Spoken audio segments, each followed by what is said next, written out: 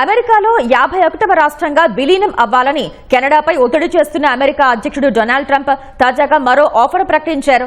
తమ దేశంలో రాష్ట్రంగా చేరితే కెనడాకు గోల్డెన్ డోమ్ ను ఉచితంగా అందిస్తామని తెలిపారు. అమెరికా గగనతల రక్షణ వ్యవస్థను శత్రు దుర్భేద్యం చేసేలా గోల్డెన్ డోమ్ ప్రాజెక్టును ట్రంప్ ఇటీవల ప్రకటించారు. భవిష్యత్తులో అమెరికాలోకి అత్యాధునిక క్షిపణులు, డ్రోన్లు, అణువాయుధాలు సమీపించకుండా అంతరిక్షంలోనే యాంటీ మిసైల్ వ్యవస్థను ఏర్పాటు చేయడమే గోల్డెన్ డోమ్ లక్ష్యం. ప్రాజెక్టు అంచనా విలువ $175 బిలియన్ కాగా ముందుగా $25 బిలియన్ ట్రంప్ ప్రభుత్వం కేటాయించింది. ఆ ప్రాజెక్టులో భాగమయ్యేందుకు సిద్ధమని కెనడా ప్రకటించింది. ఈ అవకాశాన్ని తనకు అనుకూలంగా మార్చుకోవాలని ట్రంప్ భావిస్తున్నారు. అమెరికాలో 51వ రాష్ట్రంగా చేరితే సుంకాలు ఉండవని హామీ ఇచ్చి ప్రలోభపెడుతున్న ట్రంప్ ఇప్పుడు గోల్డెన్ డోమ్ ను సైతం ఉచితంగా ఇస్తామన్నారు.